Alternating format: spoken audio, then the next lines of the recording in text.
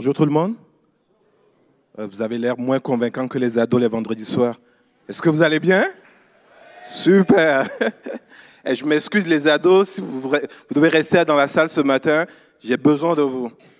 Parce que votre présence ici, ça me donne l'impression d'être moins seul sur l'estrade. Donc merci les amis d'être là, merci pour votre encouragement. C'est toujours un privilège de pouvoir partager la parole avec vous. Et ce matin, ce n'est pas toujours évident, mais je crois que Dieu a mis une parole sur mon cœur. Et cette parole, je l'espère qu'elle va vous encourager, elle va vous fortifier dans votre foi. Est-ce qu'il y en a qui ont été présents lors des 3 journées de jeûne et prière qu'on a organisées cette année? Waouh, super, une église qui prie, c'est tellement bon. Durant cette semaine, ce qui revenait vraiment sur le cœur de l'équipe pastorale, c'est l'idée de rester en éveil dans la prière. Et pendant ces 3 jours de soirée, on a vraiment eu des temps bénissants dans la présence de Dieu, où on a élevé nos cœurs vers Dieu. Et cette idée de demeurer en éveil nous amenait à prendre du recul en début de cette année, à s'arrêter et à pouvoir reconsacrer notre année entre les mains de Dieu. Et quand on parle de demeurer en éveil, on parle également de demeurer en éveil afin de ne pas laisser se distraire par toutes sortes de choses. Demeurer en éveil pour être capable de se décharger sur Dieu en tout temps. Demeurer en éveil pour ne rien manquer des bonnes œuvres qu'il a préparées d'avance pour nous. Et aussi demeurer en éveil quant à l'intercession à l'égard de nos familles, notre communauté, notre pays et nos dirigeants. Et j'aimerais donc ce matin rester dans cette même dynamique en vous partageant un message d'encouragement qui s'intitule « Que dit l'Esprit à ton cœur ?» Qu'est-ce que l'Esprit de Dieu te dit en ce début d'année? Ceci va nous amener à plonger nos regards dans le dernier livre de la Bible qui est... Waouh, vous connaissez, hein? C'est bon ça, ça va aller très vite. Et je suis sûr que certains d'entre vous, en entendant Apocalypse, se sont dit « Ouh, ça va être lourd ce matin. » Est-ce que je me suis trompé? Je veux juste vous rassurer que,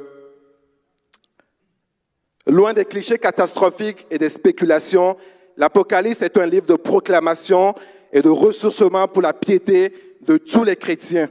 Il est une révélation merveilleuse dont l'objet est de réconforter l'Église et les enfants de Dieu qui, depuis la chute d'Adam et Ève, sont soumis à toutes sortes d'oppositions dans le monde. Ce livre nous annonce à l'avance que la justice de Dieu nous accueillera un jour dans sa présence dans la nouvelle Jérusalem et tous les ennemis de Dieu seront détruits. N'est-ce pas une bonne nouvelle pour nous ce matin? Amen. Mais dans l'attente de ce glorieux jour dont seul Dieu connaît la date, je n'ai pas la prétention de vous donner la date ce matin.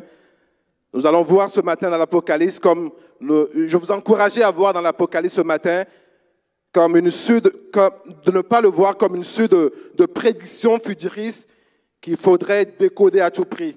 C'est un livre rempli d'espérance. Un livre qui a encouragé la foi des chrétiens de la première génération et qui a pour but de nous garder en éveil jusqu'au retentissement de la dernière trompette annonçant le retour de Christ. Est-ce qu'il y en a qui ont hâte de ce retour? Mais il faut être prêt pour ce retour. Il faut rester en éveil. Et avant d'aller plus loin dans le vif de mon sujet, j'aimerais partager ceci avec vous. Est-ce que vous savez que l'Apocalypse débute par une bénédiction pour celui qui en fait la lecture et pour ceux qui l'entendent et y obéissent? L'entendre, mais obéir également à ce que Dieu nous révèle au travers de sa parole. Nous allons vérifier ça dans les 3 premiers versets du chapitre 1, qui dit « Révélation de Jésus-Christ que Dieu lui a donnée pour montrer à ses serviteurs les choses qui doivent arriver bientôt et qu'il a fait connaître par l'envoi de son ange à son serviteur Jean, lequel a attesté la parole de Dieu et le témoignage de Jésus-Christ, tout ce qu'il a vu. » Écoutez bien, « Heureux celui qui lit et ceux qui entendent les paroles de la prophétie et qui gardent les choses qui sont écrites, car le temps est proche. » Amen. Si vous avez déjà lu l'Apocalypse, vous êtes certainement tombé une fois sur le message de Jésus adressé aux 7 églises qui sont dans la province d'Asie. On parle de l'église d'Éphèse, Smyrne, Pergame, Thyatire, Sardes, Philadelphie et Laodicée. Et à chacune de ces 7 églises, Jésus lui dresse un bilan de sa vie spirituelle, non pas dans un but malveillant, mais plutôt pour l'encourager. Encourager celle qui était persécutée, avertir celle qui faisait face à des dangers, appeler à la repentance celle qui s'est éloignée, exhorter les fidèles à persévérer malgré les épreuves et proclamer l'assurance de la victoire finale pour celui qui tiendra bon dans sa foi. Pour celui qui tiendra bon dans sa foi. Je ne sais pas pour vous, mais moi, je veux par la grâce de Dieu tenir bon dans ma foi, peu importe les persécutions, peu importe les épreuves et les tentations d'aujourd'hui et à venir. Et au travers de ce message, je prie vraiment le Saint-Esprit qu'il vienne parler à nos cœurs et nous aider à progresser avec lui. Amen. Notons que, même si ces 7 églises étaient contemporaines à l'apôtre Jean, elles montrent si bien les réalités auxquelles l'Église et les chrétiens d'aujourd'hui font face. Et comme disait pasteur Jean-Paul la semaine dernière dans son message, il n'y a rien de nouveau sous le soleil. Rien de nouveau. Les mêmes choses auxquelles les premiers chrétiens ont été confrontés, nous en sommes confrontés également aujourd'hui. Nous vivons les mêmes défis, mais dans un siècle différent, tout simplement. Moi, j'ai la ferme conviction que le message adressé en propre à chaque église fait aussi partie du message global à toutes les églises, c'est-à-dire toutes les églises sans exception, tous les croyants, puisque chacun de ces messages que Jésus leur a adressés se termine par un avertissement. Que celui qui a des oreilles entende ce que l'Esprit dit aux églises, c'est-à-dire à toutes les églises, sans exception, à tous les chrétiens, à tous les croyants. Dieu nous invite à se mettre à son écoute et à recevoir ce que l'Esprit nous donne. Le temps ce matin nous manquerait pour que j'aille en détail dans les différentes facettes de chaque église, ses faiblesses et ses forces, mais je vais juste m'attarder sur l'essentiel de ce que je crois que Dieu m'a donné pour vous encourager ce matin, pour m'encourager moi-même également ce matin. Et je vais prendre seulement la première lettre, la septième lettre et la 6e lettre. On va parler d'Éphèse ce matin, on va parler de Laodicée et de Philadelphie. Mais cela ne vous empêche pas à la maison de prendre vraiment le premier chapitre, 2e chapitre, 3e chapitre. Vous allez être encouragés, fortifiés dans votre foi.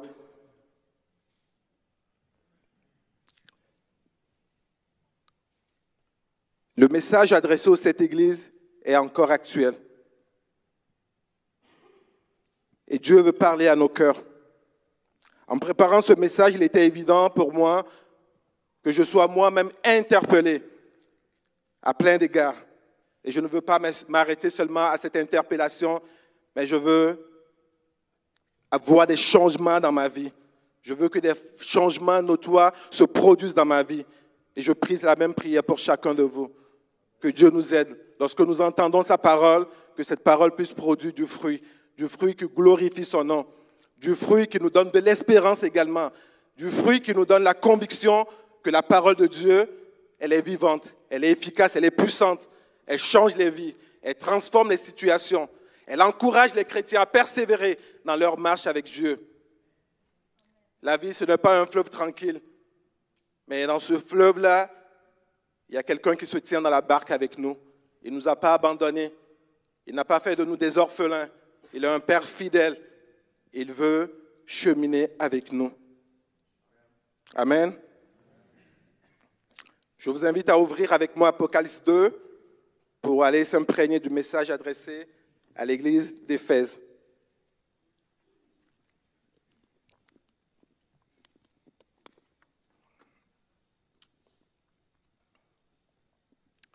Écrit à l'ange de l'église d'Éphèse.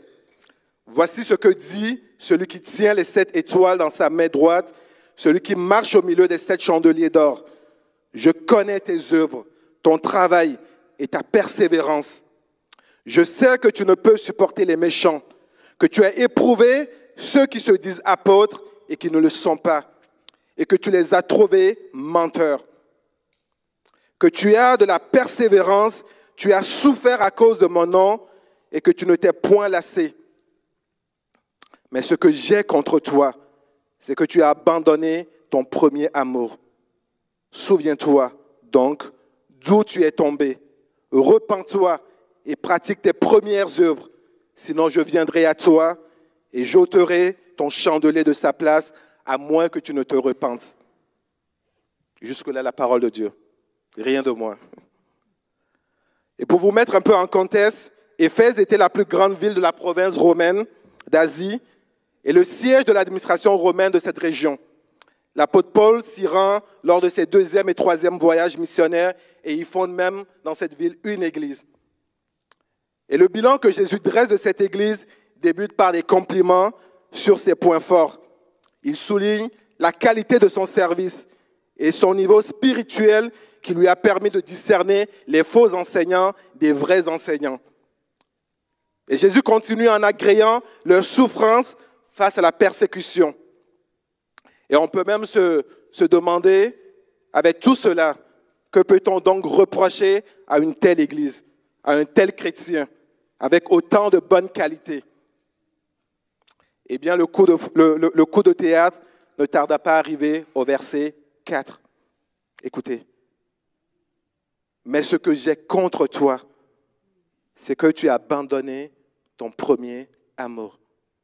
Ce que j'ai contre toi, c'est que tu as abandonné ton premier amour. Alors que le bilan de l'Église semblait parfait, Jésus, sans passer par 4 chemins, lui reproche de manière très claire un manque de relation vraie et authentique avec lui. Tous les beaux compliments précédents ne pourraient substituer à ce manque. Quelle leçon? Quelle leçon pour l'Église d'Éphèse et pour nous croyants d'aujourd'hui? Dès le commencement, Dieu a toujours désiré être proche de son peuple dans une communion vraie et intime. Et par la bouche du prophète Jérémie, il va même dénoncer l'infidélité d'Israël, opposée à son premier amour et à la fidélité constante du Dieu qu'il est. Et nous le lisons dans le livre de Jérémie, chapitre 2, verset 2. « Va, écris aux oreilles de Jérusalem, ainsi parle l'Éternel.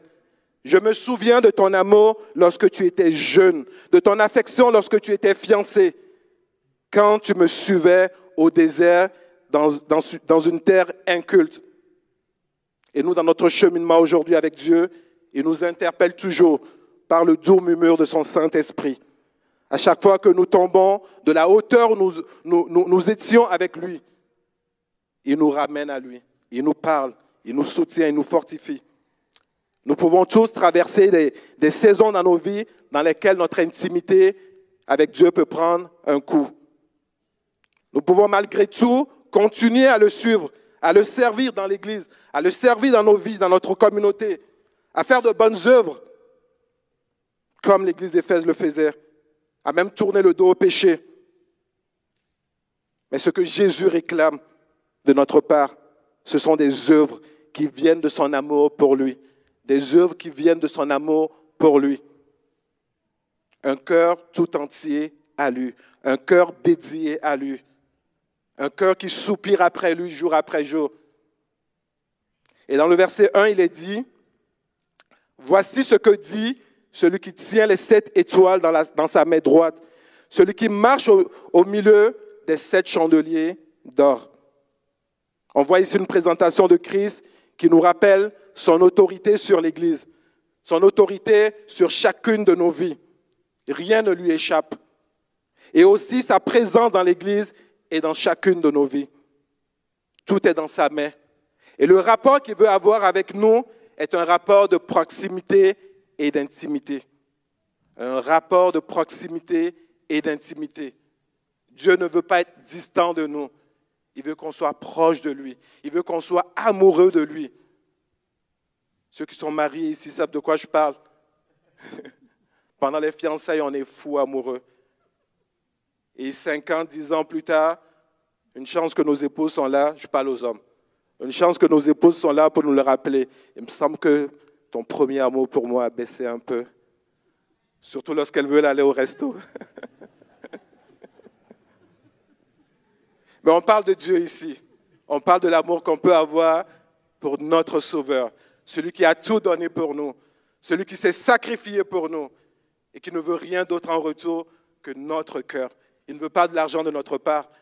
Le service, c'est bon, mais il veut plus que ça. Il veut notre cœur, ce que nous avons de plus cher. Dans Matthieu 18, verset 20, Jésus dira ceci à ses disciples. « Car là où 2 ou 3 sont assemblés en mon nom, je suis au milieu d'eux. » Et plus de 2000 ans plus tard, il tient toujours à sa parole et invite nous tous qui avons peut-être abandonné notre premier amour à se rapprocher à nouveau de lui. Il nous invite à nous souvenir d'où nous sommes tombés, à nous repentir au risque de voir notre chandelier être ôté de sa place. Et Jésus dit que l'Église, avec grand E, et les chrétiens que nous sommes, nous avons pour rôle d'être témoins dans le monde, comme une lumière qui brille dans les ténèbres. Et celui qui néglige sa lumière voit progressivement l'intensité de cette flamme diminuer. Alors que nous sommes appelés à être des lumières qui brillent dans les ténèbres. Et lorsque nous négligeons cette relation avec lui, lorsque nous laissons cette flamme, cette lumière en nous s'éteindre, cela nous amène à perdre même notre autorité, l'autorité qu'il nous a donnée sur l'ennemi de nos âmes. Pour que tu aies cette pleine autorité d'utiliser le nom de Jésus, il faut avoir une relation avec celui qui t'a donné ce nom-là. Il faut le connaître, il faut le chérir dans son cœur, il faut prendre soin de lui. Il faut lui donner la place qui lui revient. Il faut l'honorer dans chacune de nos vies. Amen. Et par cet avertissement, Jésus veut provoquer en chacun de nous un retour radical au premier amour. Un retour radical au premier amour. Ce n'est pas quelque chose qui se fait en une journée, mais c'est un désir qui doit venir dans notre cœur. Quelque chose qu'on doit lui demander à chaque jour. Seigneur, il me semble que je t'aime plus comme je t'aime, mais il y a quelque chose qui me manque. J'ai besoin que tu ravives cette flamme en moi. Montre-moi qu'est-ce que je peux faire pour... Tantôt, je pense que c'est pasteur Francis qui disait tout ce qui nous empêche d'être plus proche de lui. On vient devant lui, on vient lui déverser nos cœurs. Seigneur, je veux que mon cœur brûle à nouveau pour toi. Je veux t'honorer, je veux te louer.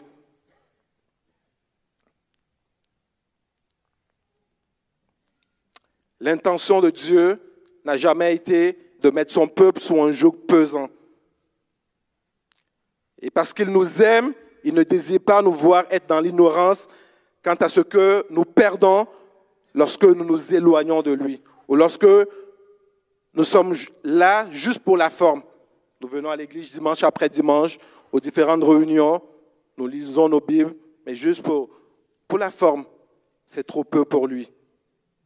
Et à certains moments, Dieu est tellement fier de nous, tellement fier de ce que nous faisons, tellement fier de notre engagement, tellement fier de comment nous l'honorons, nous l'adorons, tellement fier de comment nous persévérons dans l'épreuve, fier de comment nous faisons face aux difficultés que nous rencontrons. J'en connais qui, aujourd'hui dans ce lieu, qui ont toutes les raisons de ce monde de laisser leur premier amour pour Dieu s'éteindre. Mais ils sont là, fermes dans leur foi. Ils sont encore là, ils sont un témoignage, une source de réconfort, un modèle dans la foi. Et j'honore ces hommes et ces femmes dans ce lieu.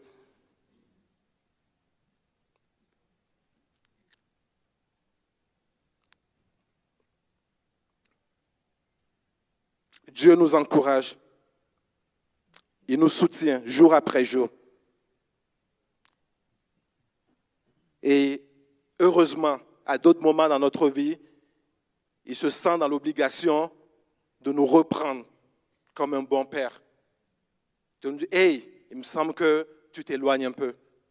Il me semble que ta flamme est en train de s'éteindre. Ravive cette flamme-là. Reviens à moi. Ne cherche pas seulement ma main, mais cherche mon cœur. Cherche mon cœur et je vais te révéler de grandes choses. Et poursuivons, regarder un peu au bilan de l'état spirituel de l'église de Laodicée. On le lit dans l'Apocalypse 3, versets 14 à 17. Écrit à l'ange de l'église de Laodicée, voici ce que dit l'Amen, le témoin fidèle et véritable, l'auteur de la création de Dieu. Je connais tes œuvres. Je sais que tu n'es ni froid ni bouillant. Si seulement tu étais froid ou bouillant. Ainsi, parce que tu es tiède et que tu n'es ni froid ni bouillant, je vais te vomir de ma bouche. En effet, tu dis, je suis riche, je me suis enrichi, je n'ai besoin de rien. Et tu ne sais pas que tu es malheureux, misérable, pauvre, aveugle et nu. Voici une église qui ne reçoit aucun compliment du Seigneur. Elle n'a été trouvée ni froid, ni chaud.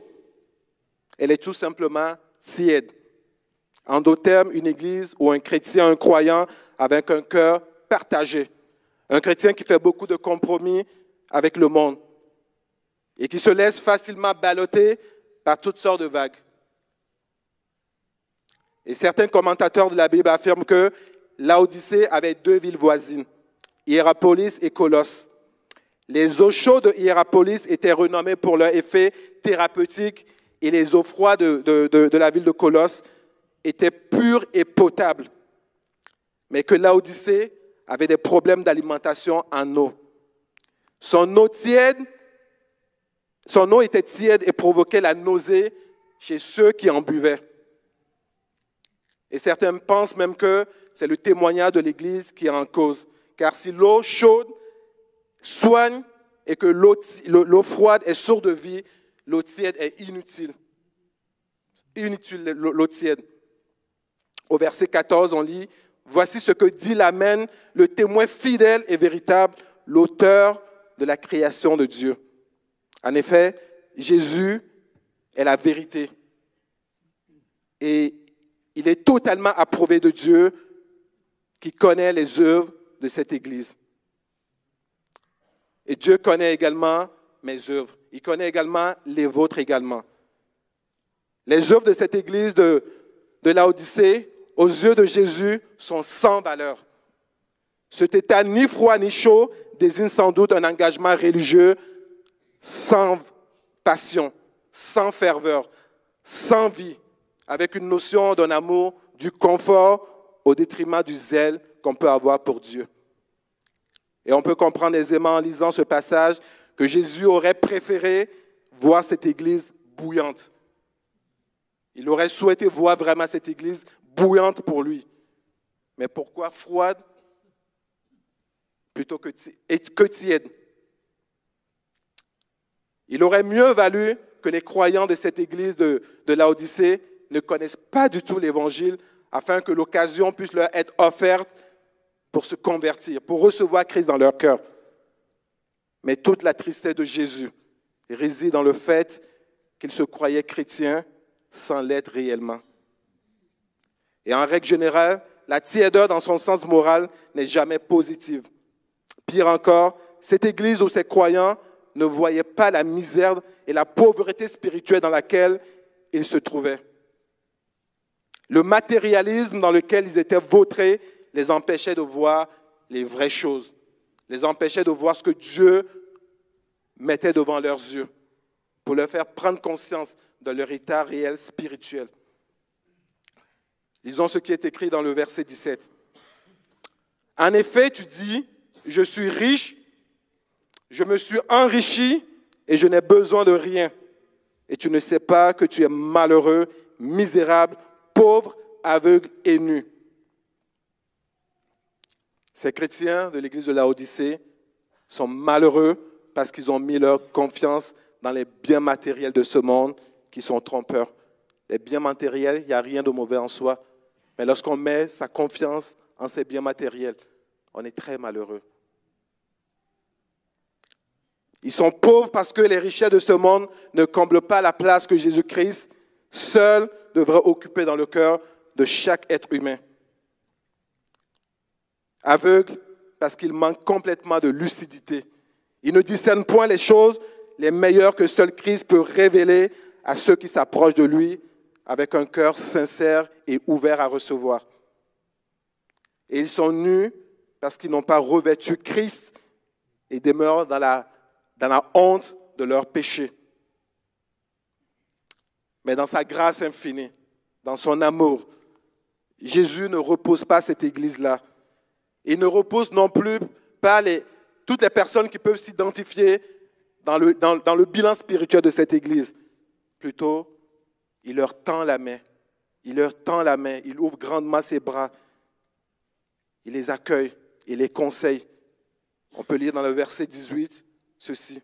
« Je te conseille d'acheter de moi de l'or éprouvé par le feu, afin que tu deviennes riche et des vêtements blancs, afin que tu sois vêtu et que la honte de ta nudité ne paraisse pas, et un collier pour oindre tes yeux, afin que tu vois, afin que tu sors de la cécité spirituelle et que tu puisses voir clairement ce que j'ai pour toi, les bonnes œuvres que j'ai préparées d'avance pour toi, afin que tu puisses les pratiquer et être victorieux dans ta marche avec Dieu. » Et en faisant un peu des recherches, j'ai trouvé que la ville de Laodicée était un grand centre financier, comme de nos jours, on peut parler de New York, Paris, Francfort ou même de Tokyo. Elle était connue pour ses traitements ophtalmologiques, d'où l'invitation ironique de Jésus à venir vers lui pour acheter un collier de qualité supérieure et inégalable. La richesse dont possédait Laodicée faisait sa fierté et élevait son niveau de vie, comme c'est le cas malheureusement pour beaucoup d'hommes et femmes dans notre société, qui se disent chrétiens. Chrétiens, mais à leur manière, avec des valeurs bien adaptées au confort dans lequel ils veulent vivre. Ils ne veulent pas être bousculés dans ce confort-là. Mais avec amour et compassion, Jésus va les appeler à la repentance, au verset 19. Il leur dit, « Moi, je reprends et je corrige tout ce que j'aime. Tout ce que j'aime, je les reprends, je les corrige. Aie donc du zèle et repens-toi. » Et c'est une parole pour chacun de nous ce matin, moi-même y compris. Aie donc du zèle, repens-toi. Tu es tombé nécessairement quelque part. Relève-toi, fortifie-toi, prends courage. Reviens à moi. J'ai de belles choses en réserve pour toi. Je veux te faire découvrir plus que tu n'as jamais découvert jusqu'aujourd'hui. Il faut rappeler que l'Église n'a reçu aucune approbation de la part de Jésus. Cet appel à la repentance est sans doute le plus révélateur de l'amour de Dieu pour les perdus, pour ceux qui ne le connaissent pas. Jésus n'a jamais cessé de chercher ses brebis égarées. Et lorsqu'il reprend ses enfants, c'est toujours pour leur bien, par amour et non pas par colère. On le voit si bien dans Hébreux 12, verset 10, lorsque l'auteur écrit ceci. « Nos pères nous corrigeaient pour un peu de temps, comme ils le trouvaient bon, tandis que Dieu le fait pour notre bien, afin que nous participions à sa sainteté. » Quel privilège! Dieu nous appelle à participer à sa sainteté. Dieu nous aime et nous fait grâce lorsque nous acceptons Jésus dans notre cœur de devenir ses enfants, lesquels sont nés non du sang, ni de la volonté de l'homme, ni de la chair, mais de Dieu lui-même. Et il nous invite à participer à sa sainteté, tout en bénéficiant en tout temps de sa grâce et de sa miséricorde.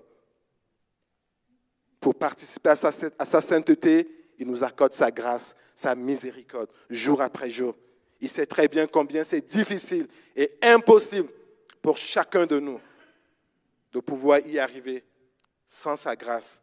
On a tous besoin de cette grâce-là, quelque chose qu'on n'a pas mérité, mais quelque chose qui nous a été offert gratuitement. Et parlant de grâce, l'Église de Philadelphie, qui sera mon dernier point ce matin, a su bien la saisir. Je vais donc pouvoir terminer sur une note plus positive. Si certaines églises n'ont reçu aucune approbation de la part de Jésus, celle de Philadelphie n'a reçu que des compliments, que des beaux mots de la part de Jésus. C'était une plus petite ville comparée aux autres, mais modeste, humble. Allons voir ça dans Apocalypse 3, verset 7. Il est écrit, « Écrit à l'ange de l'église de Philadelphie, voici ce que dit le Saint, le véritable, celui qui a la clé de David, celui qui ouvre et personne ne pourra fermer, celui qui ferme et personne ne pourra ouvrir. » Notre Seigneur Jésus a tout pouvoir pour ouvrir le chemin du salut et de l'évangélisation du monde. Comme il a tout pouvoir pour fermer le lieu du séjour des morts. Et comme dans les messages aux autres églises, Jésus débute son bilan pour cette église par les points positifs. Les œuvres de Philadelphie évoquées sont sans qualificatif, mais bonnes. Le peu de puissance de l'Église doit être compris ici comme positif, car bien qu'étant faible en elle-même, elle a su garder la parole de Christ, qui est source de puissance et d'autorité.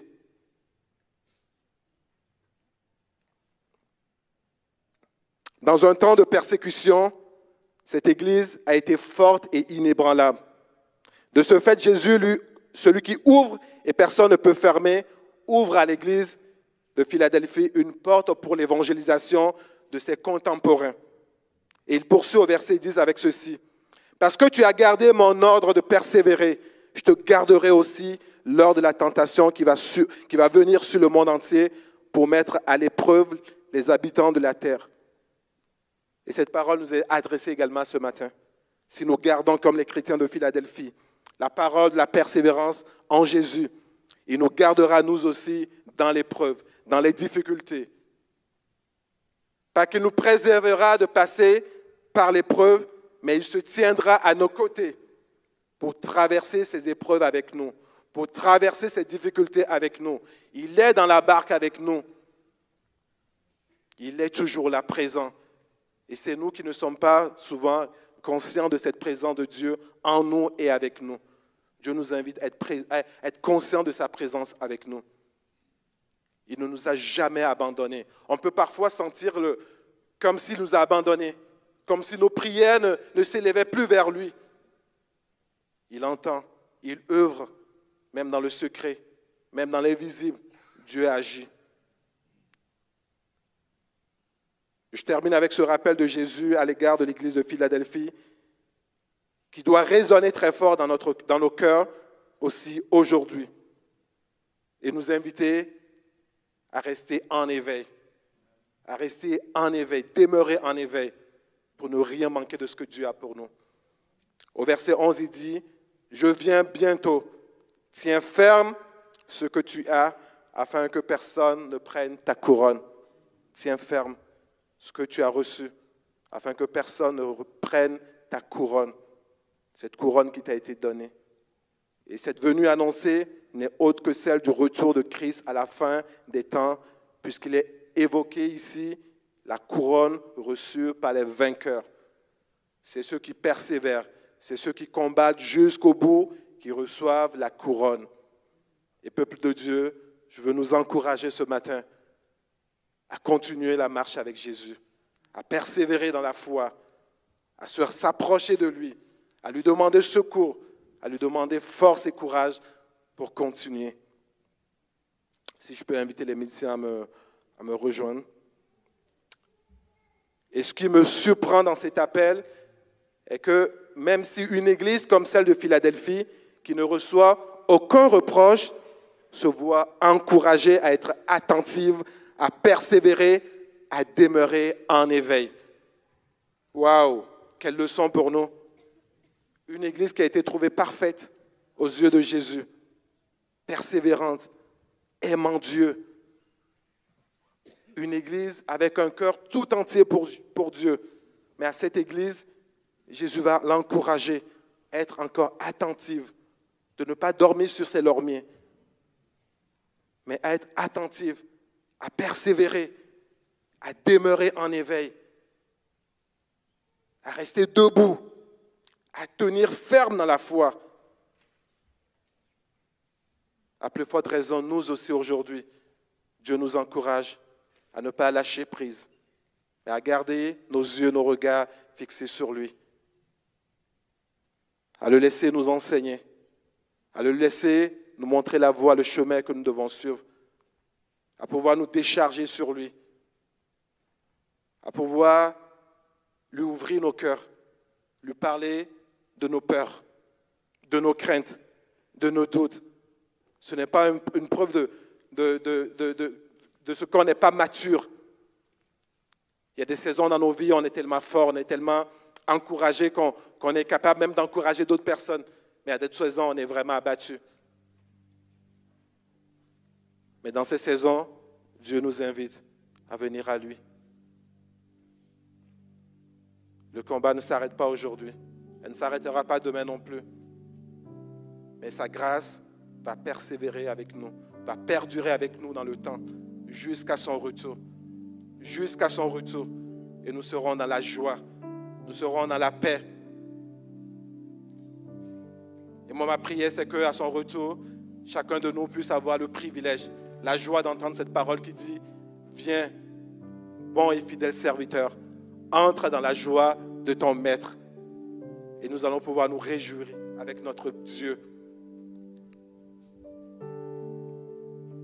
Et ce matin, qu'en est-il pour nous? Que dit l'Esprit de Dieu à ton cœur ce matin? Alors que les musiciens nous accompagnent dans un temps, j'aimerais qu'on puisse avoir un moment d'introspection et juste laisser l'Esprit de Dieu déposer des choses sur nos cœurs. Venir nous rafraîchir, venir nous fortifier, venir nous encourager, réveiller le premier amour qu'on a peut-être abandonné pour toutes sortes de raisons. Dieu nous appelle à revenir à lui ce matin. Et à certains ce matin, Dieu veut parler et il te pose la question, n'es-tu pas fatigué de ce formalisme religieux? Ne désires pas plus que ça dans ta vie? Ne désires-tu pas voir d'autres choses merveilleuses dans ta vie, dans ta relation avec moi? Je cogne à la porte de ton cœur. Et je ne veux pas te forcer à m'ouvrir cette porte-là. Et je veux que tu l'ouvres toi-même. Et je vais rentrer, je vais souper avec toi.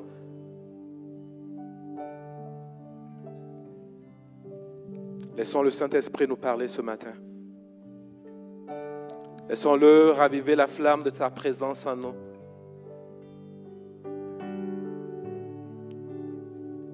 Laissons-le nous ramener à l'endroit où nous étions tombés. Laissons-le se révéler à nous à nouveau. Et peut-être tu es dans ce lieu ce matin, tu n'as jamais goûté à ce premier amour. Tu n'as jamais donné vraiment ton cœur à Jésus. Et alors que les yeux sont fermés, Jésus t'appelle à ouvrir son cœur, ton cœur à lui. Et veut venir habiter dans ton cœur.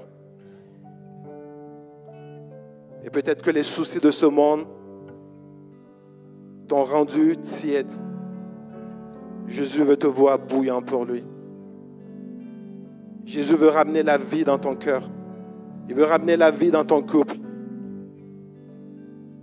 Et ce matin, si tu es dans ce lieu, tu as besoin de raviver cette flamme dans ton cœur.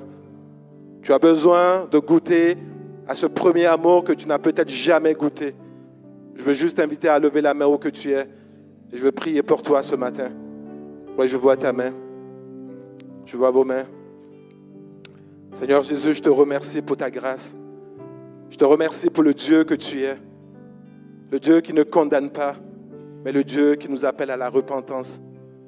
Le Dieu qui nous soutient, le Dieu qui nous fortifie. Le Dieu qui nous accorde sa grâce, sa miséricorde. Seigneur, merci. Merci Seigneur pour le privilège que nous avons ce matin de nous approcher de toi. Non pas à cause de nos œuvres, mais à cause du sang de Jésus qui a été versé pour nous, qui nous a lavés, qui nous a purifiés. Et ce matin, Seigneur, nous venons, Seigneur. Et je veux prier pour chacun de mes frères et sœurs présents dans ce lieu qui ont levé leurs mains, Seigneur. Tu connais leur cœur, tu connais leurs besoins. Seigneur, que celui-là qui n'a jamais goûté à ce premier amour, à l'amour que tu as pour lui, reçoive cet amour dans son cœur ce matin. Seigneur, je prie, Seigneur, pour que ta présence, Seigneur, vienne raviver ta flamme en lui, Seigneur.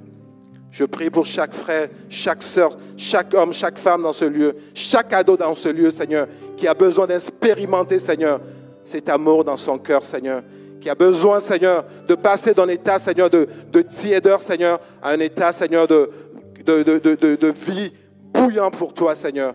Seigneur, amène la vie dans les cœurs ce matin. Guéris les cœurs qui sont blessés ce matin. Restaure les âmes ce matin. Guéris, Seigneur, ce matin. Soutiens, Seigneur.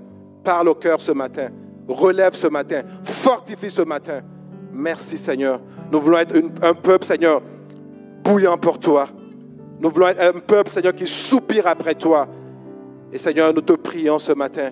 Aide-nous à demeurer en éveil, Seigneur. Aide-nous, Seigneur, à ne pas négliger le message de ton retour, Seigneur. Nous ignorons la date, Seigneur. Toi seul connais la date. Mais nous voulons être trouvés prêts le jour de ton retour, Seigneur. Aide-nous, Seigneur. Aide-nous, prends-nous par la main. Fortifie-nous. Là où nous sommes tombés, relève-nous, Seigneur. Là où nous sommes fatigués, Seigneur, donne-nous un souffle nouveau, Seigneur. Merci, Saint-Esprit. Merci parce que tu parles au cœur ce matin. Merci, Seigneur, parce que tu guéris, tu restaures, tu encourages, tu fortifies, tu enlèves la condamnation ce matin. Tu nous laisses partir avec un joug léger qui vient de toi. Oh Seigneur, nous ne voulons pas porter des choses que tu ne nous appelles pas à porter, mais nous voulons ce matin les déposer à tes pieds, Seigneur. Nous reconnaissons notre état spirituel, Seigneur. Et nous voulons, Seigneur, aller plus loin avec toi. Nous voulons aller de progrès en progrès avec toi.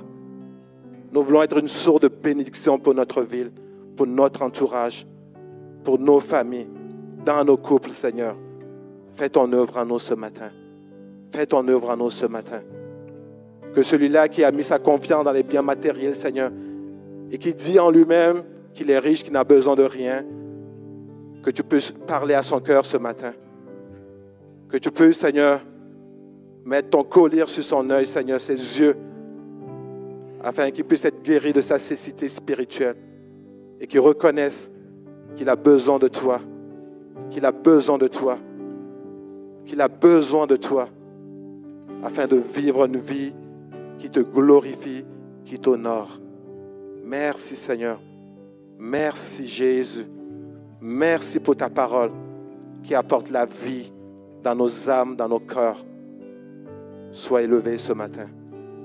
Merci, Jésus. Alléluia. Amen.